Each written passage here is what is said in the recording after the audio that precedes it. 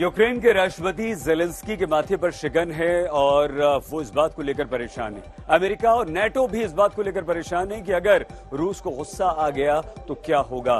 क्या ये third world war की तरफ बढ़ता हुआ युद्ध नहीं दिखाई दे रहा?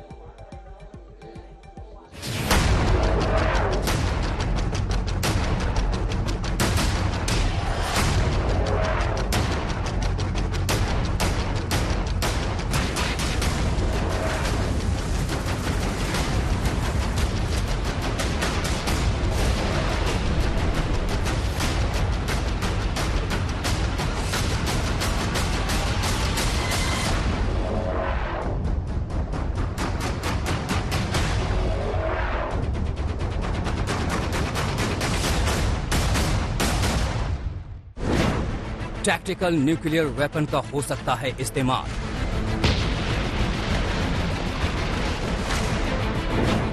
क्या बौखलाए पुतिन चला देंगे छोटे न्यूक्लियर बम?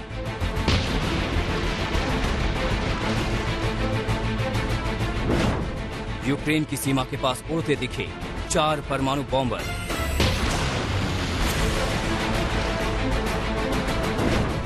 जंगी जहाज तबाह होने का बदला लेगा रूस। इसमें कोई दो राय नहीं है कि यूक्रेनी मिसाइलों से अपने अहम मोस्कवा जंगी जहाज के नष्ट होने के बाद रूसी राष्ट्रपति भयंकर गुस्से में हैं और अब वो किसी भी कीमत पर अपने हमलों को और भी तेज करेंगे। लेकिन क्या वो यूक्रेन पर परमाणु हमला कर देंगे, ये पक्के तौर पर नहीं कहा जा सकता। हाँ, मगर रूस यूक्रेन में टैक्टिकल न्यूक्लियर वेपन इस्तेमाल कर सकता है और इसकी खबरें जरूर आ रही हैं। जेलेंस्की के इसी डर और चिंता पर मुहर अमेरिकी खुफिया एजेंसी CIA के डायरेक्टर विलियम जे बर्न्स ने भी लगाई है। अमेरिकी खुफिया विभाग के सबसे बड़े अफसर ने कहा है कि यूक्रेन में जीत हासिल करने के लिए रूस टैक्टिकल न्यूक्लियर वेपन का इस्तेमाल कर सकता है।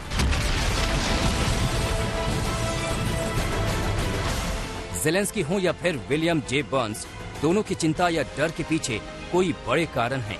एक्सपर्ट्स का मानना है कि ऐसी कई वजहें हैं जिनकी वजह से रूस यूक्रेन के खिलाफ छोटे परमाणु बमों यानी टैक्टिकल न्यूक्लियर वेपन का इस्तेमाल कर सकता है। इनमें पहला ये कि यूक्रेन के खिलाफ हमले शुरू होते ही रूसी राष्ट्रपति पुतिन ने धमकी दी थी कि उनके न्यूक्लियर वेपन तैयार हैं। यूक्रेन को न जीत पाने की झुंझलाहट में रूस टैक्टिकल परमाणु हथियारों का इस्तेमाल कर सकता है। यूक्रेन के खिलाफ जंग में उम्मीद के मुताबिक कामयाबी नहीं मिलने से रूस की सुपर पावर इमेज को धक्का लगा है। अपनी इमेज बचाने के लिए रूस छोटे परमाणु हथियारों का इस्तेमाल करके यूक्रेन को झुकाने की कोशिश करेगा। अमेरिका और नेटो देशों से यूक्रेन को मिल रही हथियारों की मदद से रूसी राष्ट्रपति पुतिन नाराज हैं। नेटो को सबक सिखाने के लिए रूस यूक्रेन के खिलाफ टैक्टिकल परमाणु वेपन इस्तेमाल कर सकता है।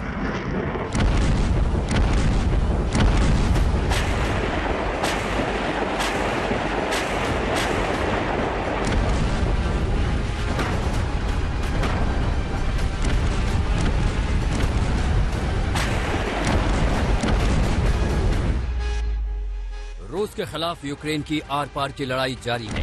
इन सब के बीच जो खबर पुतिन एंड टीम को परेशान कर रही है वो है यूक्रेन को दुनिया भर से मिल रही मदद।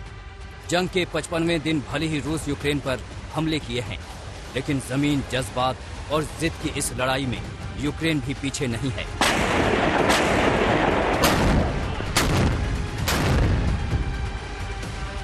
रूस के हर हमले पर यूक्रेन ने पलटवार की बड़ी तैयारी की है। अब बौखलाई रूस ने विश्व युद्ध तक की चेतावनी दे दी है।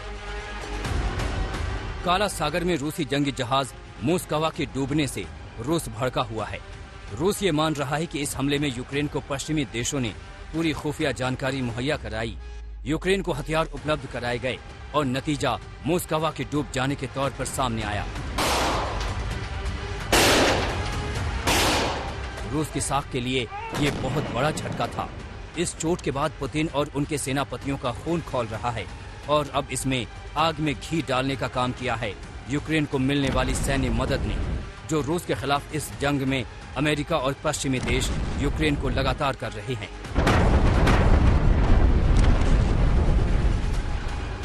हथियारों के साथ ही ब्रिटेन, अमेरिका और यूरोपीय संघ ने यूक्रेन को अब तक 1.5 अरब डॉलर से ज्यादा की मदद दी है।